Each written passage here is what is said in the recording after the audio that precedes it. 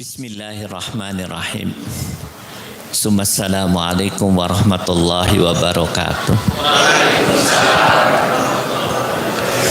Innal hamdalillah nahmaduhu wa nasta'inuhu wa nastaghfiruh wa na'udzu billahi min shururi anfusina wa min sayyiati a'malina.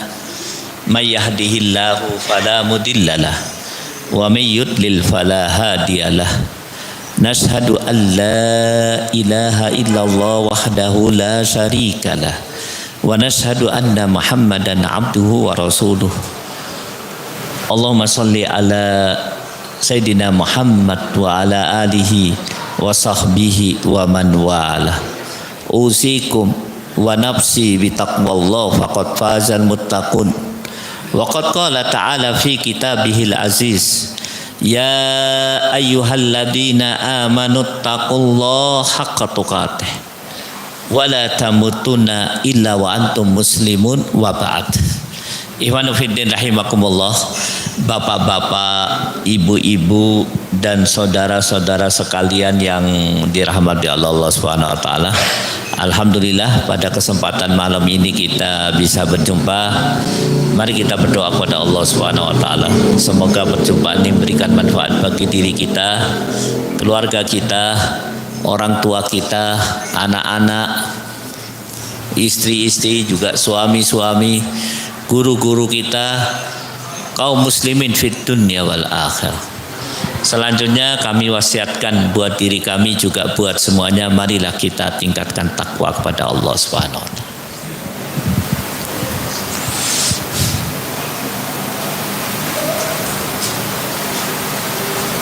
Ada beberapa ilmu yang harus difahami oleh orang yang bertakwa.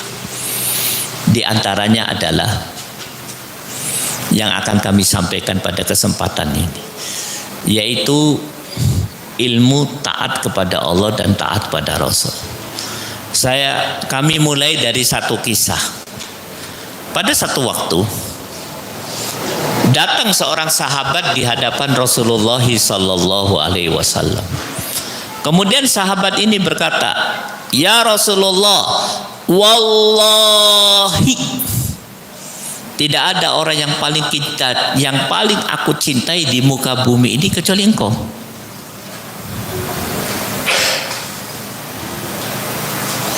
Engkau lebih aku cintai daripada anak dan istriku.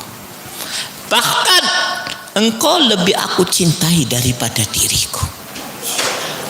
Tetapi ya Rasulullah, apabila aku pikir-pikirkan tentang kematianku dan kematianmu, aku jadi khawatir. Kenapa? Ya Rasulullah, hari ini kita bisa jumpa. Kalau aku ada di rumah, aku ingin jumpa engkau. Dan kalau sudah jumpa dengan engkau, aku tidak ingin terpisah dengan engkau. Tapi setelah aku pikir-pikir tentang kematianku dan kematianmu, kita khawatir. Apa yang kau khawatirkan? Aku khawatir kita tidak bisa ketemu lagi nanti setelah kematian. Kenapa? Anda Nabi, Rasul, masuk jannah, aku orang biasa, mungkin masuk neraka. Dijawab oleh Rasulullah, la anta fil jannah. Nah, kau juga masuk surga. Jangan khawatir, kau juga masuk surga. Ya Rasulullah, setelah aku pikir-pikir tentang aku masuk jannah dan engkau masuk jannah, aku khawatir kita tidak bisa jumpa. Loh kenapa? Kau Nabi Rasul, jannah, jannatul a'la, jannah yang tinggi, jannah firdaus. Sementara aku orang biasa, mungkin jannahnya jannah biasa. Rasulullah nggak bisa menjawab. Sampai akhirnya Allah menurunkan satu ayat. Ayat itu terdapat di dalam surat An-Nisa ayat 69 yang bunyinya, wa may yuti'illaha war rasul faulaika ma'alladzina an'amallahu minan nabiyyin was-siddiqin was-syuhada was-sholihin wa hasuna ulaika rafiqa. Turun ayat di dalam surat An-Nisa 69 yang artinya dalam bahasa Indonesia, barang siapa yang melakukan dua pekerjaan, dua saja, maka dia akan dimasukkan ke dalam jannah yang tinggi, dipertemukan dengan 4 manusia terbaik yang dilahirkan di muka bumi ini. Manusia yang paling banyak mendapatkan nikmat Allah. Siapa dia? Rasul atau Nabi. Yang kedua, siddiqin. Yang ketiga, suhada. Yang keempat, solihin. Mereka itulah sebaik-baik kawan. Ya Rasulullah, aku akan jumpa kau selama-lamanya di jannah. Naam, asal kau lakukan dua pekerjaan. Apa dua pekerjaan ini? Itaatullah wa itaatur Rasul.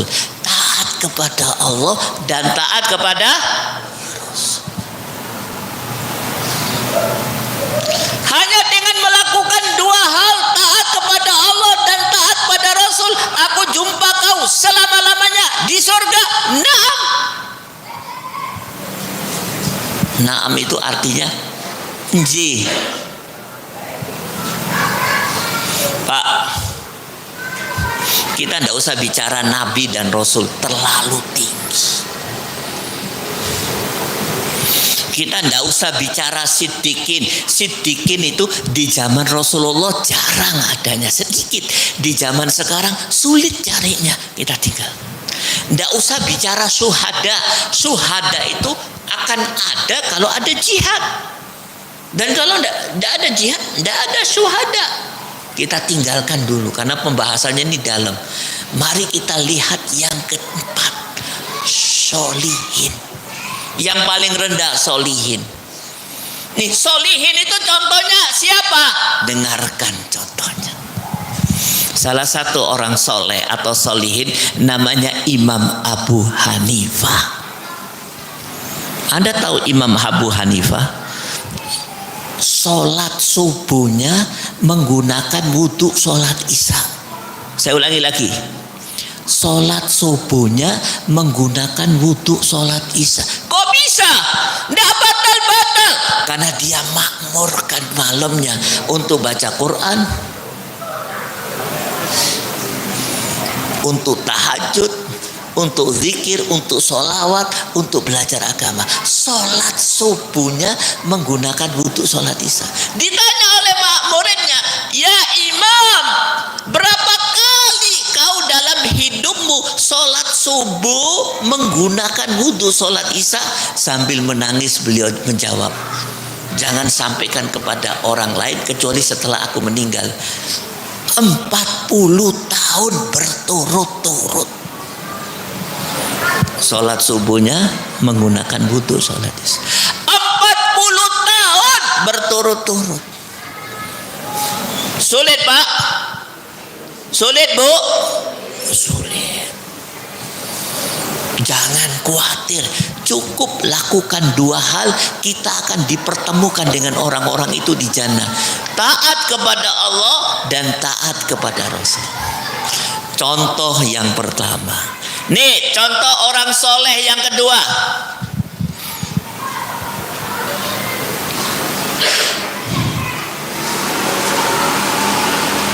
Seorang ulama besar namanya Ibrahim bin Adham. Dia soleh, anaknya soleh. Pada satu waktu Ibrahim datang ke rumah anaknya. Sampai di rumah anaknya, kata istri anaknya, anakmu lagi jaga toko. Maka beliau berangkat ke toko, ke pasar toko anaknya. Dari kejauhan dia lihat anaknya meniup timbangan.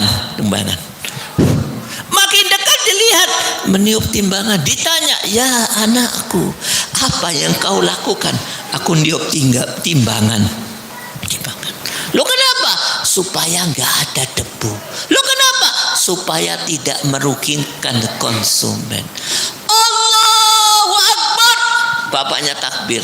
Wahai anakku, yang kau lakukan ini lebih baik daripada umroh. Sulit, Pak.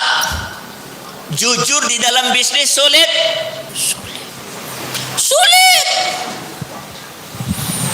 Cukup lakukan dua hal, taat kepada Allah dan taat kepada Rasul, akan dikumpulkan dengan orang-orang itu.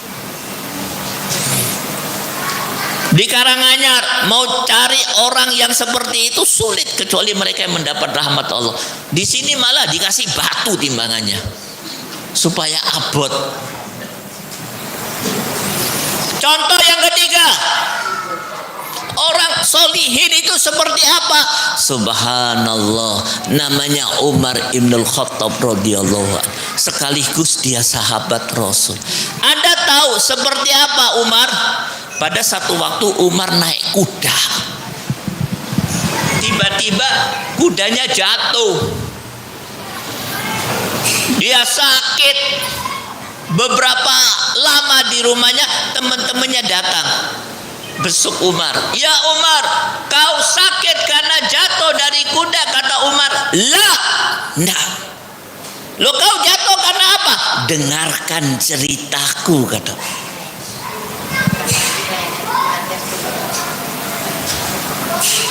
Waktu aku naik kuda, aku mendengar sayup-sayup seorang sahabat baca Quran. Bacaan Qurannya masuk ke dalam dadaku, dadaku bergetar, badanku bergetar, hilang kendali kuda, aku jatuh. Dalam keadaan jatuh, aku mengingat ayat itu dan sakit di rumah karena ingat ayat itu. Ayat apa itu ya Umar? Dua ayat yang terdapat di dalam surat At-Tur ayat 7 dan 8. Inna adaba rabbika lawaqi malahu min dafi. Sesungguhnya adab Allah pasti terjadi, tidak ada satupun yang bisa menghalanginya. Umar, Pak, dengarkan Pak, yang baca Quran bukan dia sahabat, bukan di masjid naik kuda, pasti di luar masjid. Bukan 2 juz, 2 ayat. Tapi karena dia mendengar ayat itu dengan hatinya, maka ayat itu memberikan manfaat buat dia. Beda dengan kaum muslimin hari ini, kecuali mereka yang mendapat rahmat Allah. Baca Qur'annya di masjid, masjidnya ada AC-nya, bukan 2 ayat, 2 juz. Yang baca bukan orang lain, dia sendiri. Tapi apa yang terjadi? Ayat yang kelima, angop 5 kali. Ayat yang ke-10 ndak jelas, suara ngaji apa ngorok. Kenapa? Karena Umar baca ayat Al-Quran dengan hati. Sulit Pak? Sulit. Tapi apa kata Allah? Cukup lakukan 2 hal, maka kalian akan dipertemukan dengan orang-orang tersebut. Apa itu? Taat kepada Allah dan taat kepada Rasul. Bisa difahami sampai di sini? Surat tadi itu surat apa? Surat An-Nisa. Ayatnya 60. Dari ayat tersebut ada 2 pelajaran penting yang bisa kita ambil 2. Pelajaran yang pertama, tidak ada aktivitas yang paling penting yang dikerjakan manusia selama dia hidup di muka bumi ini kecuali 2. Itaatullah wa itaatur Rasul. Taat kepada Allah dan taat kepada Rasul. Kesimpulan yang pertama, Ustadz, bolehkah saya melakukan aktivitas yang lain, bisnis kayak atau apa? Boleh, dalam rangka untuk taat kepada Allah dan taat pada Rasul. Kesimpulan yang pertama. Kesimpulan yang kedua, tidak ada ilmu yang paling penting untuk dipelajari selama hidup di dunia kecuali 2 ilmu. Ilmu dalam rangka untuk taat kepada Allah dan ilmu dalam rangka untuk taat kepada Rasul. Ustaz, bolehkah saya belajar ilmu lain? Ilmu astronomi, matematika, komputer? Boleh. asal dalam rangka untuk bisa memahami ilmu untuk taat kepada Allah dan ilmu untuk taat kepada Rasul. Terima kasih. Maka ikhwan fillah rahimakumullah, pertama kali saya nasihatkan pada diri saya juga buat semuanya, marilah kita bertakwa kepada Allah Subhanahu wa taala. Di antara caranya taat kepada Allah dan taat kepada Rasul. Nah, sekarang pertanyaannya, bagaimana cara untuk taat kepada Allah dan Rasul? Bagaimana caranya? Paham sampai di sini, Pak? Ibu-ibu bisa ngikutin? Bisa paham apa yang kami sampaikan? Yang penting paham. Bukan lamanya pengajian. Paham. Bagaimana cara untuk bisa taat kepada Allah dan Rasulnya? Banyak cara. Di antara caranya, mari kita bahas pada kesempatan kali ini. Orang yang taat kepada Allah dan Rasulnya mempunyai ciri. Apa cirinya? Berusaha untuk mengetahui, melihat, mendengar pemandangan. Yang saya maksud bukan pemandangan di dunia. Hari ini kita sudah bosan dengan pemandangan di dunia. Di gunung kita sudah bosan, di laut sudah bosan. Bahkan di puncak gunung banyak orang maksiat kepada Allah. Di tepi pantai banyak orang maksiat kepada Allah. Pemandangan yang dimaksud, yang harus diketahui oleh orang yang beriman adalah pemandangan waktu sakaratil maut, pemandangan di alam kubur, pemandangan di hari kiamat, pemandangan di neraka. Kalau Anda baca Al-Quran dan faham maknanya, maka kita akan mengambil satu kesimpulan. Di dalam Al-Quran itu banyak pemandangan. 2 diantaranya atau 3 diantaranya kami akan sampaikan. Yang pertama, begitu juga di hadis Nabi, banyak pemandangan yang harus kita ketahui. Supaya apa? Supaya kita bisa taat pada Allah dan Rasulnya. Bukan pemandangan di dunia, kita sudah bosan. Pemandangan di alam kubur, di hari kiamat, waktu sakaratil maut, di neraka. Salah satunya, dengarkan, Rasulullah Shallallahu Alaihi Wasallam bersabda, marron Nabi biqabrin faqala man sahiba hadal qabr faqalu fulan faqala raq'atani ahabba ila hada min baqiyati dunyakum. Halas. Artinya apa? Dengarkan artinya. Bapak-bapak bisa memahami apa yang kami sampaikan? Pada satu waktu Rasulullah jalan ke kuburan. Sampailah Rasulullah di satu kubur.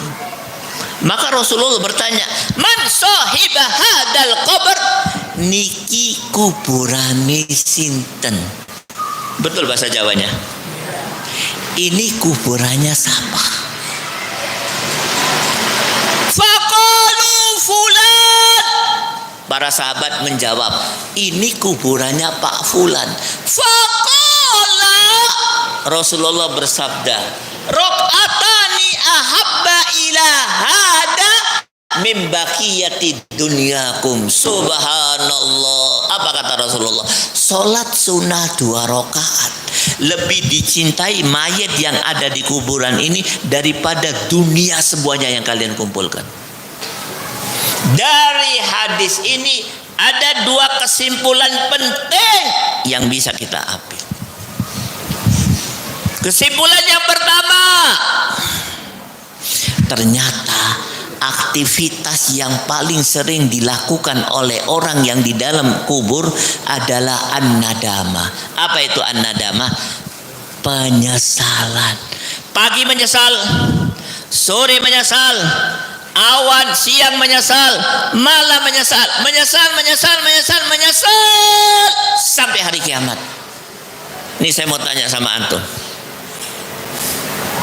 Mana yang lama seseorang, di alam kubur atau di dunia? Alam kubur. Ini contohnya Rasulullah. Di dunia berapa tahun? Rasulullah 63 tahun. Di kuburan Rasulullah berapa tahun? 1400 tahun lebih. Sampai kapan? Belum selesai. Sampai wallahu alam, sampai hari kiamat. Menyesal.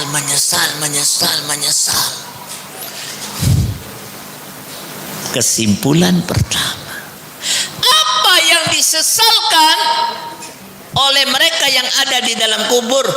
Banyak hal, termasuk diantaranya meninggalkan amal-amal yang remeh-temeh. Contohnya sholat sunnah 2 rakaat. Rakaatani ahabba ilaha min baqiyatid dunya. Tidak sholat sunnah 2 rakaat, nanti di alam kubur menyesal. Waduh, kenapa saya tidak melakukan?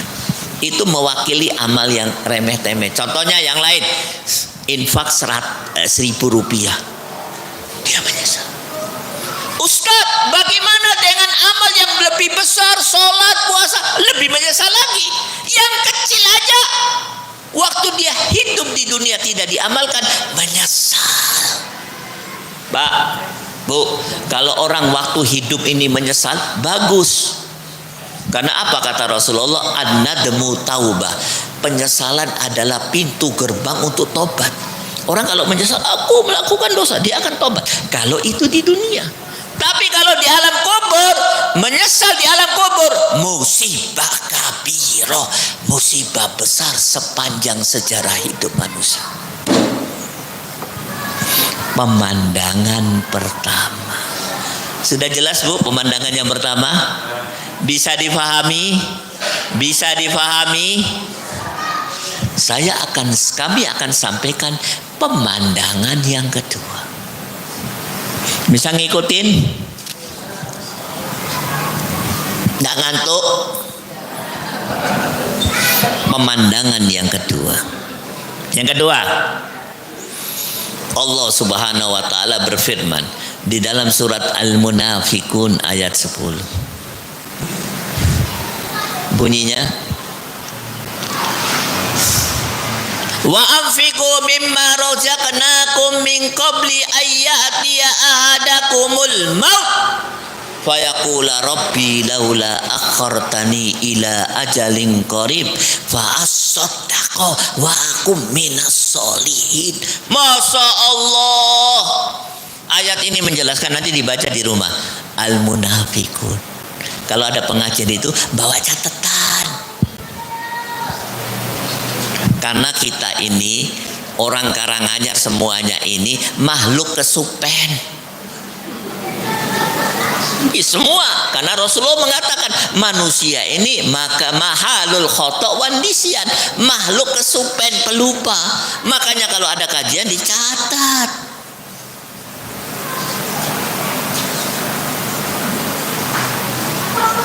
Surat Al-Munafiqun ayat 10. Apa kata Allah Subhanahu wa taala? Ayat ini menjelaskan sebagian besar manusia waktu kematian datang tidak siap. Orang siap. Apa tanda tidak siap? Waktu kematian mau datang, dia mengeluarkan 2 pernyataan, 2 kalimat. Yang pertama, laula akhartani ila ajalin qarib. Sambil nangis. Ya Allah, alangkah indahnya kalau kematian ini kau tunda barang sehari, sepekan, sebulan, setahun, pokoknya ditunda. Kenapa minta ditunda? Karena nggak siap menghadapi kematian. Yang kedua, dia akan mengeluarkan pernyataan yang kedua waktu kematian datang. Fa as-saddaqo wa akum minas solihin. Masya Allah, ya Allah, demi Allah, dia bersumpah, kalau kematian ini ditunda maka aku akan sodaqoh dan akan menjadi orang soleh.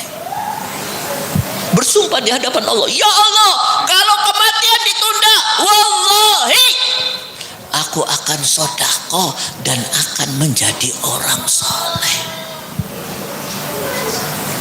Kenapa? Tidak siap menghadapi kematian. Saya tidak akan lanjutkan dulu.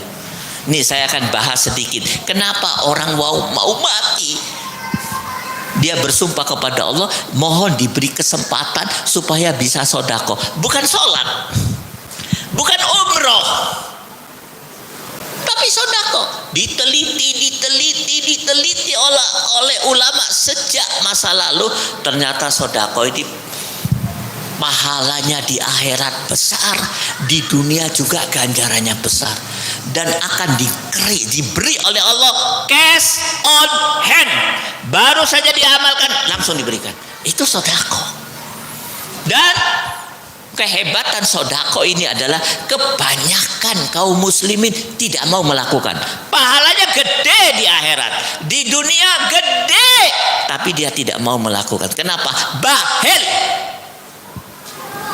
Ini saya akan ceritakan pahalanya orang yang bersodako. Dengarkan ceritanya.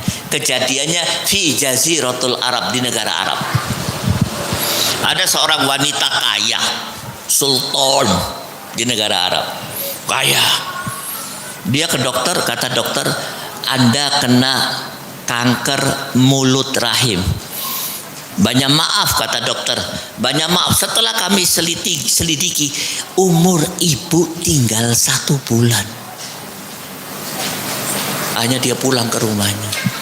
Besok datang tenaga pembantu rumah tangga dari luar negeri, dari Indonesia, kerja di situ. Hari pertama kerja di rumah wanita yang kaya ini, dia masuk kamar mandi 1 jam, 2 jam, 3 jam, 4 jam, tidak keluar. Setelah keluar, ditanya oleh majikannya, kenapa kau lama masuk kamar mandi? Sang pembantu rumah tangga sambil menangis menjawab, Tuan, banyak maaf, saya masuk kamar mandi itu lama karena saya harus memeras air susuku. Loh, kenapa? Saya baru saja melahirkan. Mana anakmu? Ya, saya tinggal di Indonesia. Kenapa nggak dibawa? Kenapa ditinggal? Loh, saya harus kerja, saya butuh uang. Innalillahi wa inna ilaihi rajiun. Apa kata majikannya? Ibu, kau pulang ke negaramu, susuin anakmu sampai 2 tahun. Nih, tak kasih uang untuk tiket. Nanti kalau sudah 2 tahun kembali lagi ke sini, tak kasih tiketnya. Selama 2 tahun kau susuin anakmu, tak kasih uang untuk beli obat, beli susu dan lain sebagainya, beli buah. Suamimu tidak kerja, nih tak kasih uang. Nanti kalau 2 tahun sudah selesai, kau sama suamimu datang ke sini. Walhasil dikasih duit yang banyak. Berangkatlah tenaga kerja tersebut pulang ke Indonesia. Sepekan kemudian dia ke dokter. Apa kata dokter? Ajaib, ternyata kankernya hilang, wis waras. Paham, Bu? Cash on hand, langsung dikabulkan Allah. Sedekah. Paham sampai di sini? Ibu-ibu paham? Kemudian kembali kepada ayat tadi. Ayat ini menjelaskan ternyata bukan hanya di alam kubur orang menyesal. Waktu sakaratil maut manusia kebanyakan menyesal. Tanda menyesalnya apa, Ustadz? Gatel awae, sakit, menjerit-jerit, stres, menyesal. Sakaratil maut. Waktu sakaratil maut. Rata-rata manusia tidak siap menghadapi kematian. Ustadz, adakah orang yang siap? Ada, tapi sedikit. Bahasa Jawanya sedikit.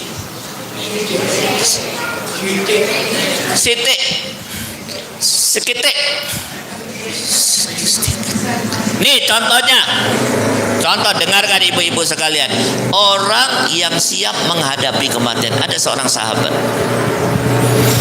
sudah tua dia, Tiba-tiba dia buka tas kopernya yang tidak pernah dibuka puluhan tahun, dibuka sama dia, ternyata ada baju dia yang paling bagus, dipakai sama dia. Ada sorban, dipakai. Ada minyak wangi, disemprot. Istrinya datang, "Mas, kenapa kau pakai baju baru?" Apa kata suaminya? "Sebentar lagi aku jumpa kekasihku." "Kekasih yang mana lagi? Istrimu cuman aku." "Ndak, ada yang lebih aku cintai daripada kau." Ditinggal oleh istrinya ke dapur. Pikir istrinya wis pikun. Dia pakai baju baru, dia tidur, dalam keadaan tidurnya dia meninggal. Yang dimaksud kekasih itu apa? Al-maut, kematian. Ada orang menanti kematian seperti menanti kekasih, tapi sikit, titik, sedikit, sulit amat bahasa Jawa. Kebanyakan tidak siap. Tanda tidak siapnya, waktu kematian datang mengeluarkan dua pernyataan. "Laula akhartani ila ajalin qarib fa asaddaqu wa akum minas sholihin." Aku akan sedekah, akan menjadi orang soleh ya Allah. Wis telat. Maka dari ayat ini kita bisa mengambil kesimpulan, bukan hanya di alam kubur, waktu sakaratil maut pun orang menyesal. An-nadama. Nih saya cerita kejadian di rumah sakit PKU Muhammadiyah. PKU ya, Muhammadiyah pasti ya. Di satu kota di Jawa Tengah, rumah sakitnya besar. Ada seorang yang menjadi pembantu dokter di situ, bapak-bapak. Dia ditugaskan khusus untuk melayani mereka yang mau mati. Yang tua-tua dia layani, kasih infus, kasih obat, memandikan, kemudian setelah meninggal dikafani, dikuburkan. Apa kata dia? "Wallahi, di hadapan saya sudah meninggal 1.000 orang. Kurang lebih. Dan saya yang merawat jenazahnya. Wallahi," kata dia, "demi Allah, 900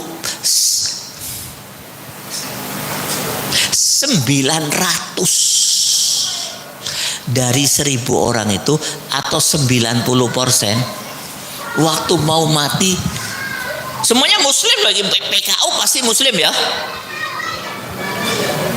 kebanyakan semuanya minta kepada saya, mau mati, Pak, tolong ambilkan Al-Quran. Pak, tolong letakkan Al-Quran di dalam dadaku. Pak, tolong bacakan Al-Quran." Kenapa dia lakukan itu? Karena waktu kuat, waktu muda, waktu sehat, tidak pernah baca Quran. Sudah mau mati, menyesal. Maka bapak-bapak dan ibu-ibu sekalian, dari pemandangan yang kedua tersebut dan pemandangan yang pertama di alam kubur dan menjelang kematian, aktivitas yang paling sering dilakukan oleh seseorang an-nadama, penyesalan. "Ustaz, di akhirat bagaimana?" Di akhirat juga. Ada bawa Quran kah? Wah, hafal Quran semua orang sini. Tidak ada yang baca Quran, tidak ada yang bawa Quran. Jadi minder saya di sini nih, semua hafal Quran.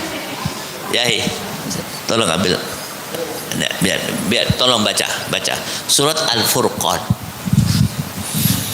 ayat 23. Catat, baca saya. Surat Al-Furqan, surat yang ke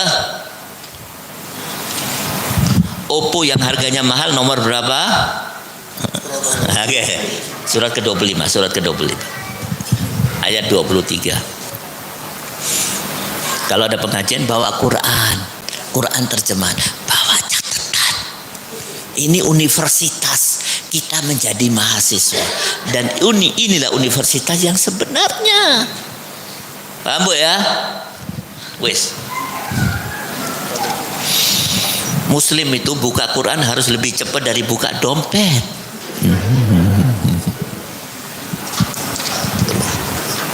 Al-Furqan. Nah, ayat 23.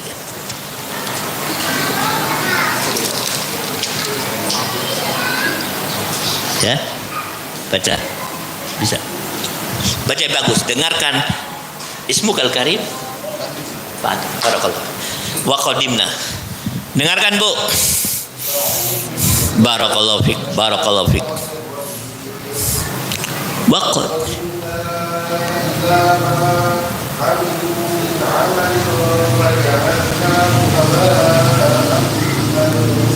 barakallahu fik. Wa qadimna ila ma amilu min amalin faja'alnahu haba'an mansura. Serius loh ayat ini. Nanti dibaca di rumah. Surat Al-Furqan ayat 23. Apa kata Allah?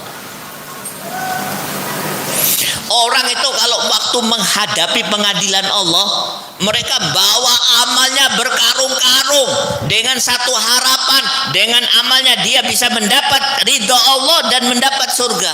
Tiba-tiba Allah mengatakan pada sebagian manusia, wa qaddimna ila ma amilu min amalin faja'alnahu haba'an mansura.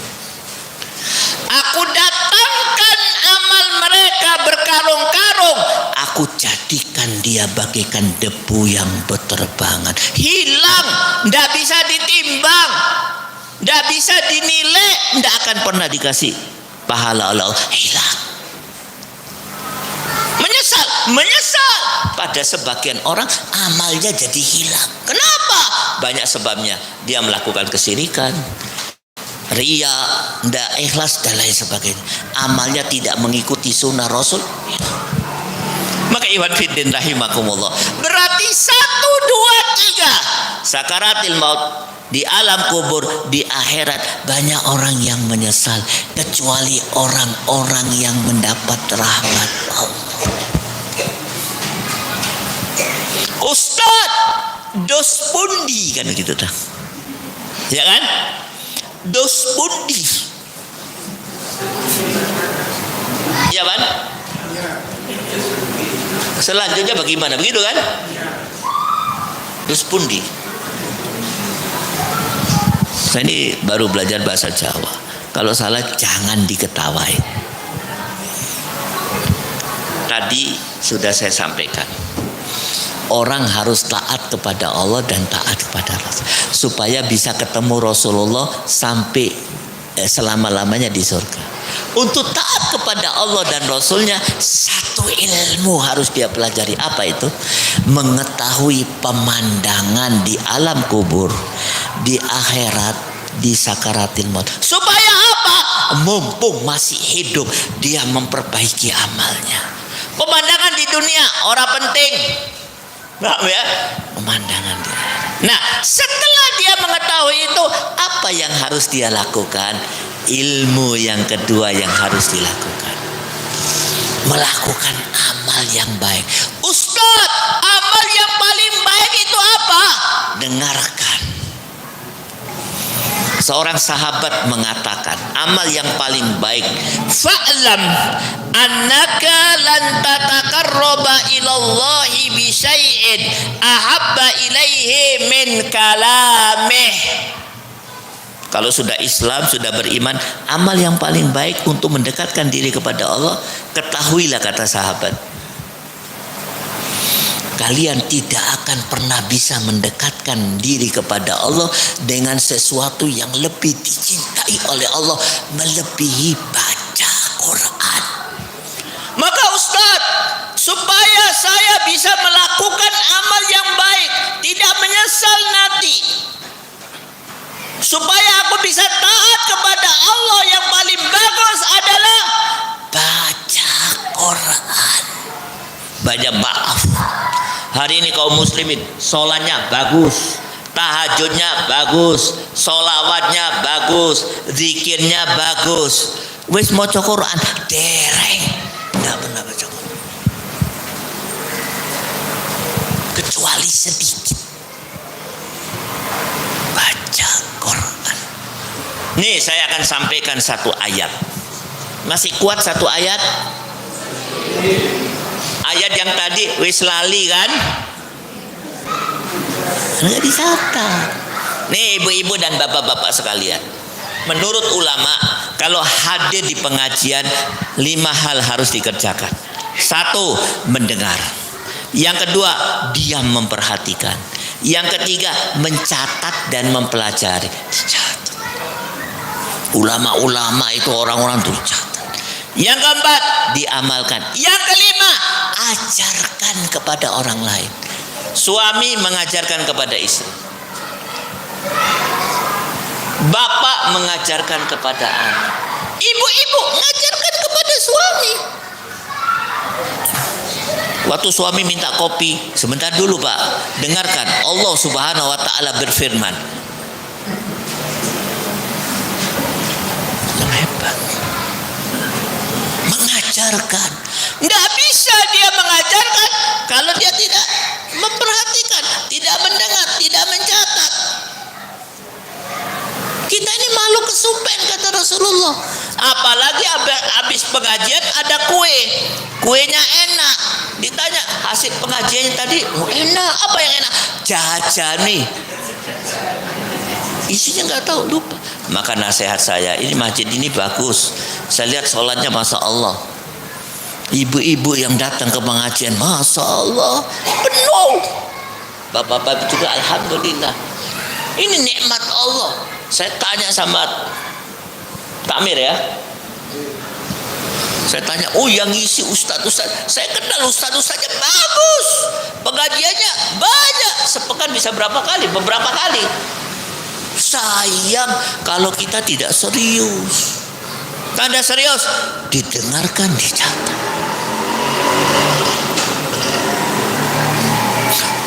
Nih, saya akan sampaikan satu ayat. Satu ayat. Ayat yang istimewa tentang Al-Quran. Tulis baik-baik. Surat Yunus ayat 58. Surat Yunus ayat 58. Apa kata Allah? Qul bi fadlillahi wa bi rahmati fabidzalika falyafrahu huwa khairum mimma yajma'un. Katakanlah wahai Muhammad kepada semua manusia, dengan karunia dan rahmat Allah sepantasnya lah kalian bergembira. Itu lebih baik daripada dunia yang dikumpulkan. Serius loh ayat ini.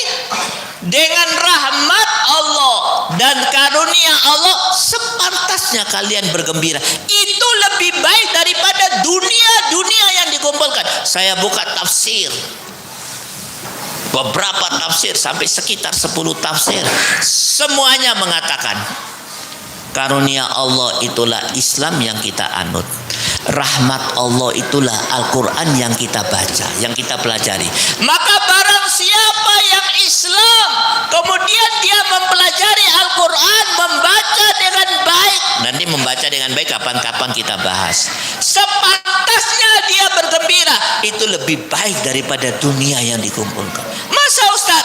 Mari dengarkan. Asmanipun sinten nggih? Pak Andi, saya mau tanya. Kalau Anda disuruh milih Al-Quran atau Pajero Sport edisi terbaru, mobil mewah, milih mana Pak Andi? Jangan lihat ke sana, mungkin ada istrinya. Milih Al-Quran atau Pajero Sport? Memilih Al-Quran. Memilih Al-Quran. Barakallahu fiik. Sulit nyari orang kayak Pak Andi. Di luar sana jangankan Pajero, Al-Quran ditendang hanya karena Avanza bekas. Aku tanya sama kau. Sebentar, nanti yang ketiga. Bapak, asmanipun sinten Pak? Ndak, bapak belakang. Pak Heru, suruh milih itu satu, ndak boleh dua-duanya. Milih Al-Quran Atau dapat villa di Tawamangu, rumahnya ada 10, ada kolam renang, view-nya cantik, ada makanan banyak. Milih mana? Barakallahu fiik. Sulit nyari kayak Pak Heru ini. Di luar sana jangankan villa, rumah kecil, apa rumahnya kecil namanya apa itu? RSS itu diambil, Al-Quran ditendang. Ini aku mau tanya kau, nama Anda Pak Amri, sudah menikah? Pak Amri, aku mau tanya kau disuruh milih mana? Al-Quran, seorang wanita yang cantik,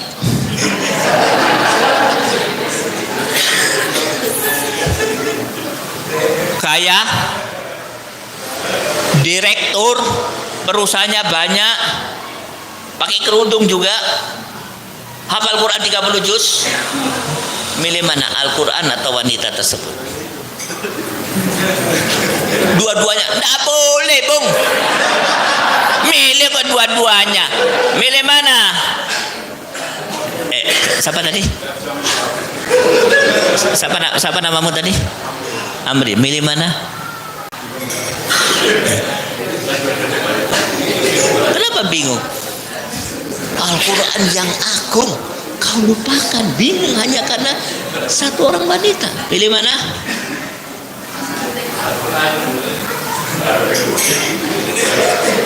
Al-Quran, karena sungkan sama, jangan-jangan karena ada istrinya di sini. Milih Al-Quran betul? Yakin?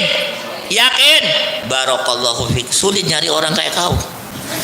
Di luar sana hanya karena wanita mereka menendang Al-Quran. Kenapa saya buat cerita ini? Supaya masuk. Qul bifadlillahi wa birahmati fabidzalika falyafrahu huwa khairum mimma yajma'un. Serius ini. Kalian Islam mempelajari Al-Quran dengan baik, bisa membaca dengan baik, tahu maknanya, itu lebih baik daripada dunia yang banyak yang dikumpulkan oleh orang-orang. Masya Allah, istimewa Al-Quran. Cuman sayang, 1000 sayang, Al-Quran hari ini gak dibaca, kecuali mereka yang mendapat rahmat Allah. Ada orang Islam di rumahnya gak ada Quran, ajib. Mana Al-Qurannya? Di dalam lemari, lemarinya dikunci, kuncinya hilang. Waduh. Saya pernah berkunjung ke rumah teman saya di Surabaya. Saya asli dari Surabaya, baru 1,5 tahun di sini. Saya biasa bawa Quran, lupa. Saya minta, tolong, saya di ruangan tamu, tolong ambilkan Quran. Dia masuk ke rumahnya, sajam tidak betul-betul. Di ruangan tamu saya dengar dia bongkar lemari, naik sampai ke apa itu? Internet, rotak. Kemudian dia datang dalam keadaan berdebu, tidak ada Al-Quran. Musibah. Orang Islam tidak ada Quran. Ada Quran, ada di atas meja, dihias, tidak pernah dibaca. Musibah. Dibaca tapi nggak tahu maknanya, kasihan. Lo Ustaz, baca Quran itu harus tahu maknanya. Harus. Yang mengatakan Allah Subhanahu wa ta'ala di dalam ayat yang jumlahnya banyak, bukan satu ayat, salah satunya ayat yang pertama setelah Al-Fatihah. Al-Fatihah kan mukadimah. Surat yang kedua surat apa? Al-Baqarah. Ayat pertama Al-Baqarah tidak tahu artinya, Alif Lam Mim, hanya Allah yang tahu. Ayat yang kedua istimewa, Zalikal kitabu la raiba fi hudal lil muttaqin. Al-Quran ini adalah petunjuk bagi orang yang bertakwa. Bagaimana bisa jadi petunjuk kalau dia tidak tahu artinya? Terus piye? Minimal di rumah punya terjemahan Al-Quran. Maksimal ya belajar bahasa Arab. Nah, Itu baru satu ayat. Masih banyak ayat yang lain.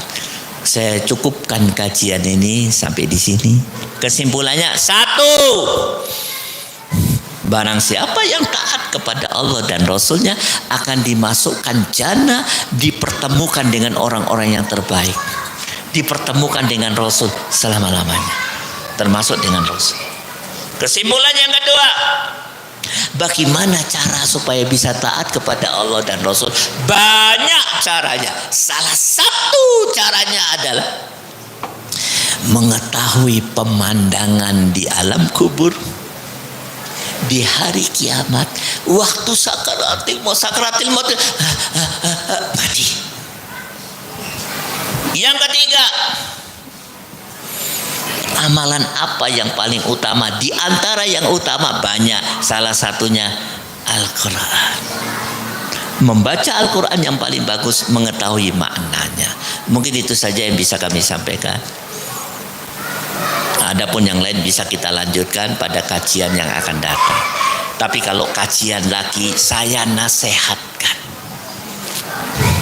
Saya sudah ketemu dengan jamaah di banyak kota, di beberapa negara, dari yang profesor S1, S2, S3 yang hafal Quran, saya mengambil kesimpulan mereka kalau ngaji mencatat. Bawa catatan. Sampai rumah diulang. Ustaz ngerekam enggak apa-apa, asal sampai rumah dibuka. Di roll. Jangan roll TikTok. Mungkin itu saja. Kalau ada yang mau ditanyakan silakan. Tapi sebelum ditanyakan, supaya nggak lupa, mari kita berdoa. Angkat tangan. Bapak-bapak. Alhamdulillahirabbil alamin. Alhamdulillahirabbil alamin. Alhamdulillahirabbil alamin. Allahumma salli ala Muhammad wa ala ali Muhammad. Allahumma salli ala Muhammad wa ala ali Muhammad. Allahumma salli ala Muhammad wa ala ali Muhammad. Ya Hayyu ya Qayyum, Ya Hayyu ya Qayyum, Ya Hayyu ya Qayyum, Ya Dzal Jalali wal Ikram, Ya Dzal Jalali wal Ikram, Ya Dzal Jalali wal Ikram. Rabbana dzalamna anfusana wa illam taghfir lana wa tarhamna lanakunanna minal khasirin. Rabbana la tuzigh qulubana ba'da idh hadaitana wa hab lana min ladunka rahmah innaka antal wahhab. Allahumma alif baina qulubina kama alafta baina qulubil muhajirin wal ansar. Rabbana hab lana min azwajina wa dhurriyyatina qurrata a'yun waj'alna lil muttaqina imama. Rabbana hab lana minas solihin. Allahumma inna nas'aluka husnal khatimah. Allahumma arzuqna taubatan nasuhan qablal maut. Allahumma ya muqallibal qulub tsabbit qulubana ala dinik.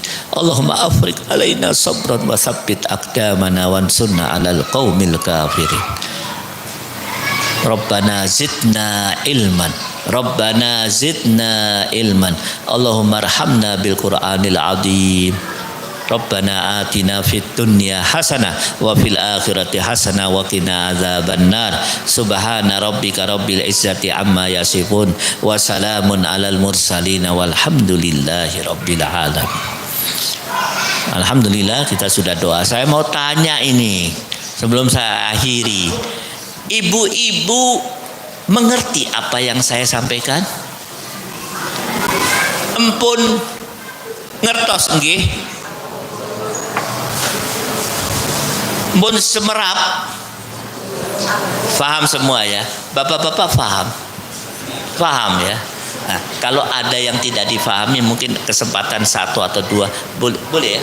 Ada yang mau bertanya, silakan. Pengajian ini paling akhir jam berapa? 8:30. Jam subuh. Jam berapa? Jam 10. Oke ya, tuh ya. 1:30 ya.